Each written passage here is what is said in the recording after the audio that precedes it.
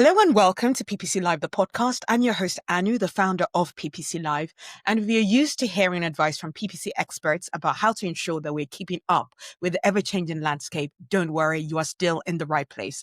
But instead of relaying what the PPC experts are saying, I'm bringing the PPC experts to you. Every week, I speak to a different PPC expert about their biggest F-up and how they've turned things around, how they're still a trusted member of the industry, sharing thoughts and insights, whether it's on LinkedIn, at events, or just in general with their team and doing great work for their clients. Today, I get to the delight of speaking to Sophie Fell, who is a past PPC Live speaker. She's also an author and she shares content just regularly. And it's so great to hear from her.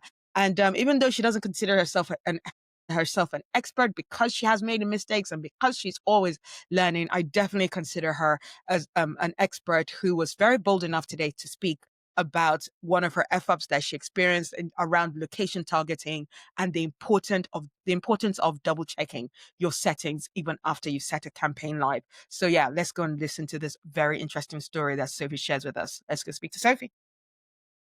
Hey Sophie, welcome to PPC Live The Podcast. Thank you so much for having me. I'm very excited to be here today. It is such a pleasure. It's such a pleasure, Sophie. Like, I've been following Sophie for quite a while, and it wasn't this year, beginning this year. Was it in Brighton this year that you spoke at PPC Live? Was it this year Was it or was it last year? last year? It might have been last year. One of the brights. I feel it might actually have. This year has felt like it's lasted 2 years. Like a Yeah. month. So many things have happened. So yeah, it's been like that. So yeah, Sophie is not a stranger to the PPC Live audience, which I'm delighted for. But for those who don't know, Sophie is one of those people that is always producing content and good content for the industry, whether it's templates or articles or tips, and even wrote a book. Is that the book right behind That you is there? it. Yeah, we go. That's her book. She's even got a revised version of it and done a couple of versions of it because, as we know, in terms of paid search, as soon as you start writing a book, the information in it can become out of date by the time it's published. So yeah, you need to really keep on updating that, which she has done. She's a very uber experienced paid media specialist, having worked with LinkedIn, Merlin Entertainment, El Chocolat, Informatech, Juicy Couture, Pizza Guys, Intrepid Travel, and many, many more for the past 10 years plus, as well as right now, presently, she's in an incredible role as head of paid media at Liberty Marketing Group. She's also a performance marketing mentor and a paid media content creator. And, she loves to talk, write, do all things in terms of PPC, in terms of just getting involved with our community and just sharing her knowledge, which she's done for a long while, which is so cool. Fun fact, this is one I love because this is a location that I've been to, but I wasn't brave enough to do what Sophie did here. So she went to the Eiffel Tower. We know that fun, very tall. Most of the time people are taking pictures from the base. That's what all us normal folks do. But Sophie, tell us, what did you do when you went to the Eiffel Tower? So the lift wasn't working, and we were all the way in Paris. I wanted the full experience, so I did climb the stairs of the Eiffel Tower, which was very brave. I don't think I could do it now. We calculated that. We Googled that just before pressing record, and it's 674 steps up there. Yeah. Yeah, 600 more than I was comfortable with, really. Right? 17 more than I would do. So, kudos on you. Well done. You did it once. Hey, that's a very much a claim to you've done it once. You don't need to do that again. Exactly. So yeah, well done. So yeah, I'm so grateful that you're being brave enough to join me on this podcast episode talking about an effort that you experienced and how you turned it around, because yeah, as we read her cred, she's still very much a very trusted head of paid media at Liberty Marketing. So this was not an F-up that derailed her career. This is something she learned from, and she's going to be sharing her story so that you can learn from it and you don't have to make that mistake as well. So yeah, Sophie, let's get to it. What is the F-up you'd like to share with us today? So my F-up is that I ran a campaign for a couple of days with worldwide location targeting on, by accident, of course. It was not the intention. So we generated about 1,500 leads in the space of a couple of days. I thought I was doing a great job. I knew I was good. I didn't realize I was that good. And we got some feedback from the client because everything was integrated with HubSpot, and they realized quite quickly as well. So it kind of reached out, and I noticed that morning, and as I was halfway through writing an email to get ahead of it, they noticed first the email first. um, so that is my probably my biggest F up in my. So yeah, that is such an intro, and you know what? I'm glad that, because I think some people might just let that slide, and oh, it's the client that called it out. You were drafting the email, you picked it up, you saw it, and did that affect So the client let you know what was the client comms like? Were they pissed, or was it more, guys? What's going on? How was like the It was a bit temperature? of both. The tone was definitely pissed, but it was like, what's happened here? Why is this happening? What's gone on? Because it was a brand new campaign that had gone live. We were already running things on their account, but we were trying something different.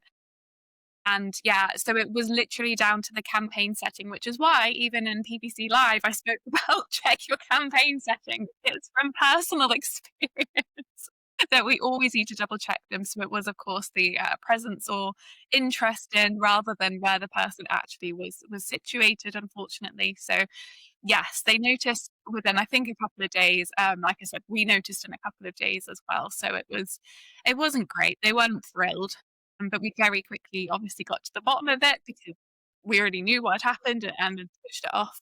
And we kind of moved forward and went from there. But yeah, wasn't ideal. No, no. So, how did you feel when you got that email from them? Was this something that happened? And again, I told you I'd do this. I hate to sometimes maybe pull out information you don't necessarily want to share. Was this something like happened like in your recent role, or more in the previous agency that you worked in? Previous agency, but in the last 5 years, in a time where I was old enough and big enough to know better, That 100%. you'd feel, yeah, yeah, yeah. That you feel like you should have caught this. And so, what would you say were the things that were missed that led to you not checking it? What processes did you just decide not to I to think put I in was place? just trying to build it quickly. I think I was really excited about getting this campaign live. I knew it was going to be a game changer for them. And when we did have the campaign settings in the right place, it was a game changer for them. And we gave them their best year ever, hit their target 6 weeks early, made them 3.5 million more than was anticipated. So, like, it worked in the end. But it was just one of those frustrating situations where, you kick yourself because you know better than to rely on those campaign settings, the defaults, and to not double check. But I think I've been doing it for so long. I think in my head I was like, yeah, I don't know. I don't know. I think I must have thought I'd checked it or that I didn't need to. I'm not 100% sure. But like I said, I was definitely big enough and old enough to have known better, and I that stuck with me even until now. And this is no, I said, some of my questions might be just off the cuff of what, based on what you said, but you said that there were these 1,500 leads. Were there now leads that they couldn't use? Or they just, Unfortunately. because it was just out of their, the location that they needed? Yeah, yeah. So it was out of their service area, and again, they would have been great leads if their service could have been provided to those particular countries where it was worldwide, but there were certain countries that were really picked up. And when you say maximize conversions to Google Ads, you're going to get conversions. It's happening, and the algorithm even then adopted and evolved quite quickly to these two places or these three places generate conversions, and they've said they wanted conversions, so let's go, and it's that snowball cycle very quickly. So yeah, unfortunately, those leads cannot be used in the situation, which is why we all noticed so quickly. Because even I remember on the second day coming and having a look and thinking, these results are really good. And that's when I noticed. I went through the settings and thought, let me try and qualify these from my side. And then that's when I noticed. Yeah. No, that's good. And I think that's even something that we've mentioned on a previous episode of even when things are going well, it's always good to have a good reason so that we've checked this. This is exactly what, why things are going even better than we thought. But Yeah. then, yeah, better than you thought might also be an indicator of you've done something wrong. So honestly, even if things are going well, don't just sit back and go, "Oh, it's going well. That's so great." Check why, because it might be a bit too good to be true kind of situation, unfortunately. So what do you do now differently, would you say? Like post that incident, what's something that you definitely do differently to ensure that kind of thing doesn't happen again? So again, I think beforehand I probably was quite rigorous with checking campaign settings, but again, for whatever reason, I just did not do it this time. So even though I feel like I was quite rigorous beforehand, I'm even more rigorous now. And again, even if I think I've checked them, I will probably go back and check again. Again, like you said, if results are down or results are up, either way, I will go check the campaign settings to make sure, especially before reporting or giving any feedback and saying, look, generated hundreds of leads, and it turns out like none of them can be used or they're low quality, etc. So for me, that was sort of a change in the way I work, was check the campaign settings more than once, and again, like you said, whether they're high or low, have a look again and make sure that what we're generating is right. Absolutely. I think like that first like week or so is very important because it's your second pair of eyes. It's your not pressured because the eyes that you have, I think it's even with like anyone who does like LinkedIn posts or just, just social media kind of thing. You know, I think one of my favorite features of social media is being able to edit a post after posting, no matter how many times I've gone, yeah, this fantastic. Okay, look, it's great. Post. 30 seconds later, I'll look at it and go, why are there 10 spelling errors that I didn't see? I wasn't even rushing when I wrote this. Your eyes pre and post a campaign or a post is totally different. You see more after you don't have the pressure of you need to get something right. So always, I think it's not even about okay whether performance up or down. Your eyes pre and post a campaign going live is different. Use those post campaign going live eyes. You'll see something different, and you'll see, oh, okay, I didn't set that thing right. Even it's like a day after. Which, yes, we said again. I feel that this is a mistake where you went through the right process, and Mm. that's the thing. Things just happen, and sometimes you did the right thing to catch the error kind of thing. So those kind of errors happen.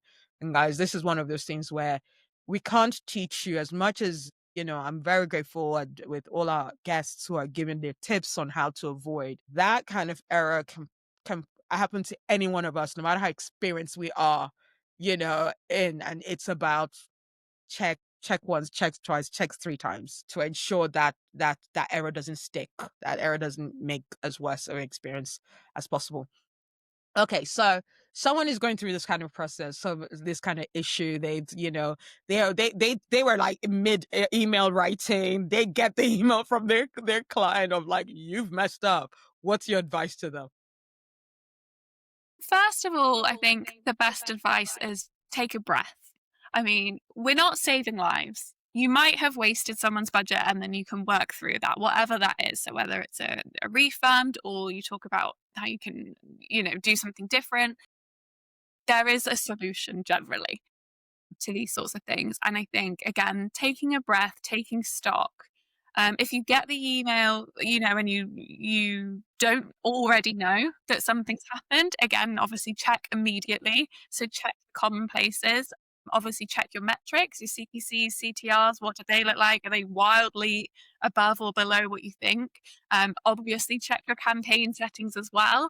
But I think the important thing is to hold your hands up, figure out what happened and maybe why that had happened. Speak very openly and honestly with the client. I think when you try and cover things up, it gets worse. You make it worse for yourself. You really do, because then you're fibbing, and the client might have someone look into it, and then it doesn't help. So I think in those situations, you do need to hold your hands up and be like, look, we really messed up and this is what happened. But then be very clear about what's going to happen next, how you're going to make sure this never happens again, what you're going to do to resolve it. I think those are the three parts. Is yeah, look at how this happened, be very open and honest, and be very clear on how you're going to make sure this never happens again, and actually do that piece. Absolutely. Now that's been so great, Sophie, and we're not gonna make you dig deeper into that story more, so that you can leave it. I know it can be painful looking back as to that thing that you did, even though you learned a lot from it. But like, finally, what's one last thing? It could even be something you've already said before or something new. What's one final takeaway you want the audience, the listeners, to take away from that story you've just shared with us? I think again, just check your campaign settings. It's so easy. I mean, Google evolves, Microsoft evolves, Meta evolves. You could create a campaign 1 month and the next month you do it exactly the same way and settings may change and evolve. So it's just about really keeping on top of what that looks like, keeping on top of the defaults and just making sure that you have done what you think you've done, whether that's budgets, location settings, anything like that, conversion tracking, anything like that. It just does need checking more than once. Yeah, check that. Check those settings more than once. And I've said earlier on, your eyes of seeing what things are going on post campaign is totally different for us. So it's always double check. All Definitely. right. Moving on, taking the spotlight off you for a second and for taking it on to like our industry. Our industry makes a lot of mistakes. And, as head of paid media or even like doing like, agency work for previous agencies, when you win a client, the things that you see that the previous agency was doing or the previous consultant or what they were doing in-house, that makes you go, guys, I know why you need us. We're going to fix all of these things beforehand. What are some of like the more like the repetitive mistakes that you see that are being done still? It could be something to do with automation or not. Either way, whichever one you lean towards. What are like some of the biggest errors that you see out there? I think there's a few. I think the ones that spring to mind, as you say, that like crop up a lot, is that just campaigns being completely unloved and not like keeping up with best practices. And I know, for example, Google's best practices aren't always what we as PPC practitioners actually do. However, there is some balance to be had there, I think. And I think when I see accounts that haven't been touched for like 3 or 4 or even 5 years, again, it's just completely way off of what it needs to be doing. I can still see, I've seen multiple accounts this year with broad match modifier keywords and things like that. So then like, no one did this for a while. Controversy. And That then, should know that. And just to clarify, in case people are confused as to why Sophie and I are laughing at that, broad match modifier is not a match type anymore. It used to be. It got sunsetted. Google tried to throw us in with all the confusion of new match types, and especially when exact became a bit, close variants and that kind of thing. Now we're sticking back to its broad phrase exact, just in case people are confused by that. Only 3 match types. Sorry, continue, Sophie. I yeah, needed to make that painfully clear. it's egregious is what it is. And 25, again, that's just one of those things that you see and you go, this has not been taken care of in the way that it should have been. Um, I think another one recently I audited, an account that was spending literally 500,000 a month on Google Ads and like 97% of their conversions were coming from brand, for example, and they want to scale up and it's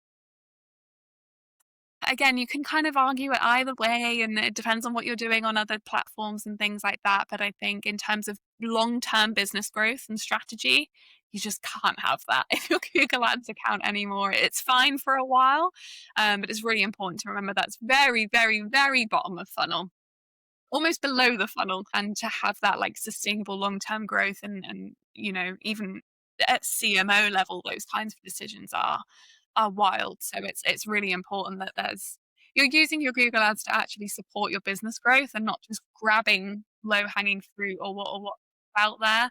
I think that's a shift we're starting to see generally as well. Our jobs aren't about just driving traffic or driving leads or anything like that. It's way more about how do we contribute to the wider business strategy, which I really enjoy part of my role as well. So I think, yeah, that's probably something that comes up a lot um, and is a bit of a bummer for our industry when things Sure, like for that happen. sure. Any specific examples in terms of how people are using AI or Performance Max or like AI Max? Have you tried AI Max yet? I have not tried AI Max yet. I'm not ready. Yeah. I don't think I'm ready. Fair enough. You know what? And that is a very good answer to give. As long as it's not something that you've just gone, oh, I don't know. I've just not thought about it. If it's a thoughtful, no, I'm not ready yet.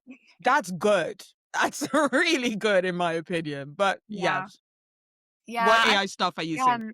I've seen some accounts lately that are running PMAX, but like the audience signals aren't right and they're not aligning, or there are really good audience signals, but the ad copy doesn't address what the people within those audience signals and search terms are actually looking for. And I think, again, I think we've got better as an industry and as general knowledge of Google Ads as well, that we know like your keywords and your copy and your landing pages all need to match, la la la.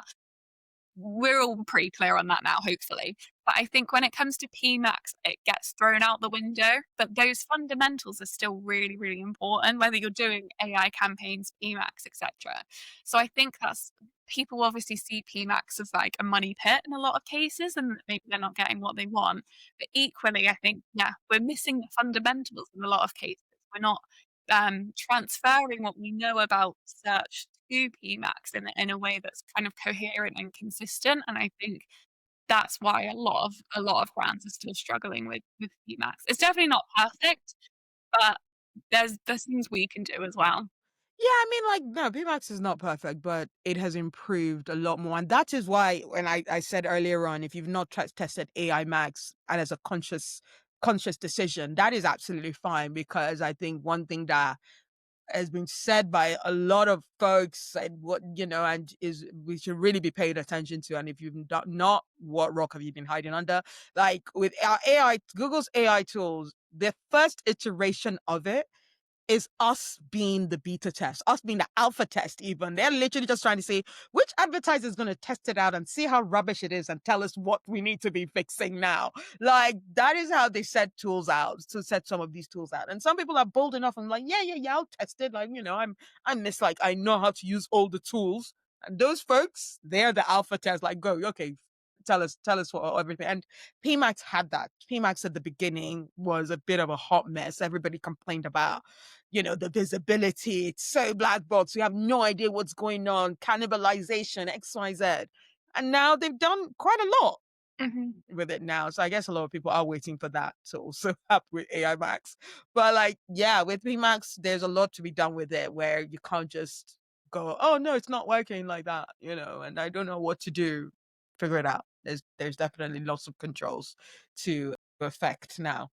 Also, now moving on to talking about, I also like highlighting and not glossing over the theme of this podcast about talking about FFs. Like, bless you, if you don't mind me saying, when I did ask you to be on the podcast, Sophie was like, "Oh my God, are you kidding me? I don't want to talk about what's gone wrong." I get it. I so sympathize with you with that. But what then convinced you? Why is it important for us to talk about, a bit like failures and mistakes that have kept us in the industry? I'd say kept us in the industry and kept us going to keep us humble in a way, kind of things. Yeah, Yeah, Google right. Those definitely kind of keeps you mistakes keep humble. us. It keeps you humble. You're like, oh, I'm all that. Oh, maybe I'm not. Okay, I still have lots to learn. So That's literally why I don't call myself a PPC expert, even though I've been doing it such a long time, because I'm like, I personally, and that's not to shame anyone who says they are a PPC expert, but I personally would never feel comfortable calling myself that because of the rate of evolution and the reasons like I can't say I know all about AI Max right now because I don't, So I think it's important that we all have that, I suppose, yeah, I suppose again, humility to know that there's still more to learn. There's always more to do. There's always more things to try, always more things to test. And I think it's easy to look up to people that are on podcasts like this or are thought leaders or are standing up in front of you at Brighton SEO or HeroComp, PPC Live or whatever and think, oh, well, they've been doing it 10 years, it's easy, or they've been doing it 20 years or 30 years, and it's easy for them, but it's not. We're all in the same boat. And the things I learned at the beginning of my career, most of them are completely not applicable now. I spoke about that at HeroConf last year as well. I said, I actually don't care if any of you have done this for 20 years or 30 years. It's probably what you've learned in the last 3 or 4 up to yeah. 5 years that really helps. So I think again, yeah, humility is important, but also being willing to like evolve and grow and continue learning and not Yeah. be stuck in, well, this is how it worked 5 years ago, so this is how I'm going to run my campaigns. That doesn't work anymore. Yeah. Yeah.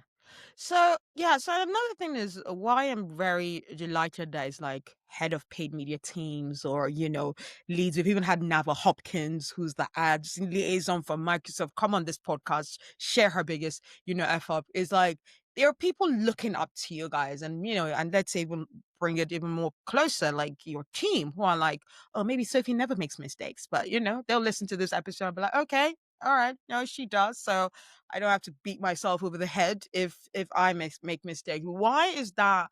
As someone who's a leader, I mean, you might not call yourself an expert, but you're a leader. You lead, like that's without question.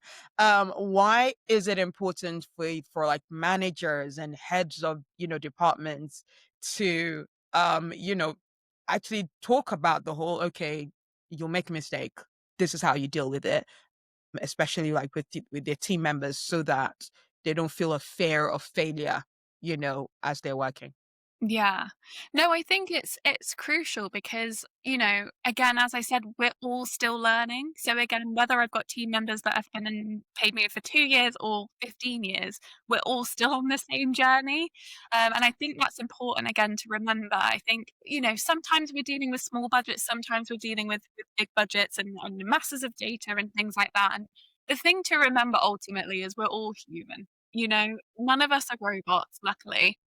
It's it is easy to make those mistakes, and again, especially with Google Ads, Meta Ads, LinkedIn Ads, etcetera, there are default settings, there are things that are easy to miss, and again, like you said, we can talk about it all we want. I can go around the whole country telling everyone to check their location settings, but a lot of the time you actually have to make that mistake for it to really. Same with overpacing, right? I mean, I don't know many people that have never overpaced by accident or, spent too much budget, etcetera. And again, it sucks. Of course, it sucks that you don't feel good doing it and you have to apologize and hold your hands up, etc. But you'll never do it again. Once you've done it once, you will never make that mistake again. So I think that that is what it's about. What's your tip for managers on how they approach this? Because and I wouldn't say names, but generally I have been at an agency where, and it wasn't someone that said to me, but somebody that was junior in my team came to me and is like, oh, this other manager, I was saying like, oh yeah, mistakes happen. And the manager was like, no, not in this case. We don't make mistakes. And it was very like, I mean, there were loads of reasons, but that guy did leave the agency and left the industry altogether. And like, what's your tip for managers on how they deal with their juniors so that they don't feel so like, okay, I need to give up my career because I've made a mistake, or I just because I feel that what it could really lead to as well is like someone who just never really tries or tests things out of the boundaries. Like, why is it important that we actually do have those kind of conversations with your team just so that they're brave enough to make tests even though mistakes might happen? Yeah, I think that is important. And again, I've worked with juniors before who have been, like you said, very reluctant to try something new or test something, or are very like, I'm thinking about testing broad match. What do you think? And are very sort of put the onus on you to make that decision so that they can sort of absolve themselves from responsibility as well. There's like a bit of a balance there. But again, I think it's about having that. So, like at Liberty, for example, mottos are being accountable, being curious, and being brave. And I think those sorts of things are helpful. Having those mantras of we are innovative, we test and we learn and we find things, and having structures in place to support that. So whether it's a creative testing matrix, and we can say, cool, we're going to test this in this, in isolation, and we're going to spend £500 on it, and we're going to see what happens. I think having that mentality behind it and sharing that with your team and encouraging them to think that way helps, honestly.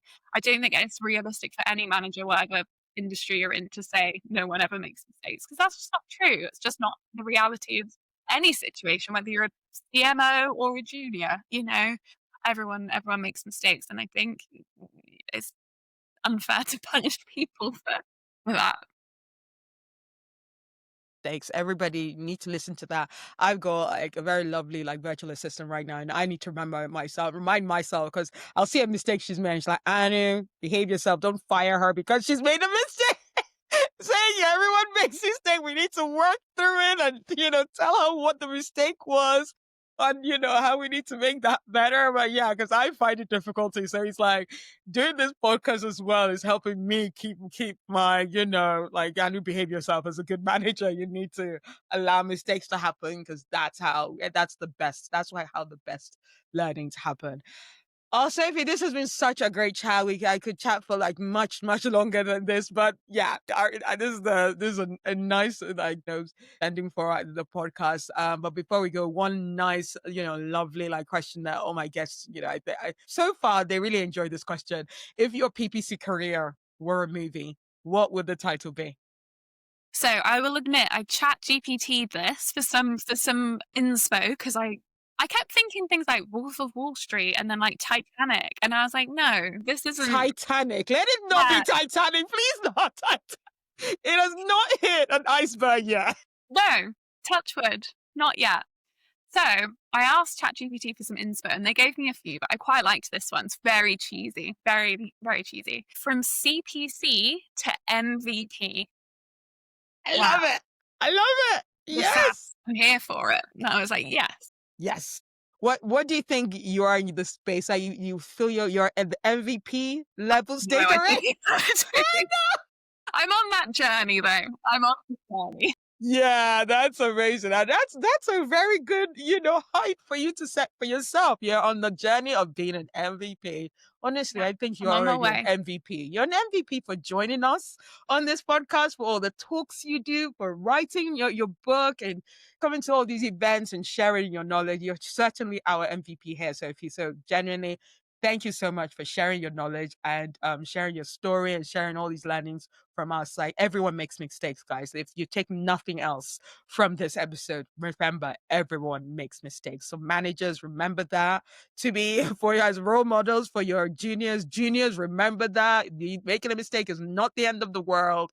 You can still grow from it, as we all have. So yeah, thank you so much, Sophie, for joining us today. Thank you for having me. Thank you. Thank you so much, Sophie, for sharing that very honest and transparent experience. Remember, you can never overcheck the settings for your campaigns, especially even if it's not because you never know what you put live and your eyes are different pre and post a campaign launch. Even for the fact that Google is always changing something, updating something, creating new defaults, changing what settings are put on default. Always double check those settings before you're confident that that campaign is running as it should. So yeah, for all the information and the full transcript for that fantastic conversation, please go to podcast.ppc.live to get that. Get the video, the audio, and get all the details of what Sophie shared. PPC Live event updates. Always excited to share this one. We're going to be meeting at Strategic Q. I need to confirm how you say that specifically. But there are these guys whose offices are based by Liverpool Street. They are a very lovely company, and they are a company where the first season of Dragon's Den was shot. That very infamous show that's really doing great and putting a lot of money in people's businesses and small businesses' pockets, which is always really great to see. So yeah, join us there. That's going to be on February the 5th. We've got fantastic speakers, Dave Alexander, Kat Sale, as well as script master Niels Rougeman, who is going to be joining us on the 5th of February. So yeah, please go to ppc.live for your early bird ticket sales. That's going to end in a couple of weeks. So you definitely want to get onto that very soon there by December 22nd. Yeah, ticket, there'll be full price. There'll be full price tickets and no sales, no more sales for this event anyway. So yeah, please go to ppc.live for that to see whether the sale is still going on and still buy a ticket, even if the sale is over, because it will be an amazing event to check out. Before I leave you, I'm also delighted to share that I'm taking on coaching clients. And so yeah, if you go to themarketinganu.com, because you just go there, just if you need help with getting a new job, getting a promotion, trying to just take away the blocks and challenges that prevent you from going after that job that you want, going after that role that you really desire, and just getting out of your head sometimes, whether it's imposter syndrome, whether it's like just lack of confidence or something like that, let me know, get in touch with me so that I can help you overcome those challenges so that you can ensure that you are on the career path that works for you. So yeah, just go to themarketinganu.com to book free consultation time, free discovery call. That'll be 15 minutes. That will then allow us to discuss what exactly you need. So yeah, I hope you have enjoyed the show, and I look forward to bringing more PPC F-ups and triumphs next week. Thank you. Bye.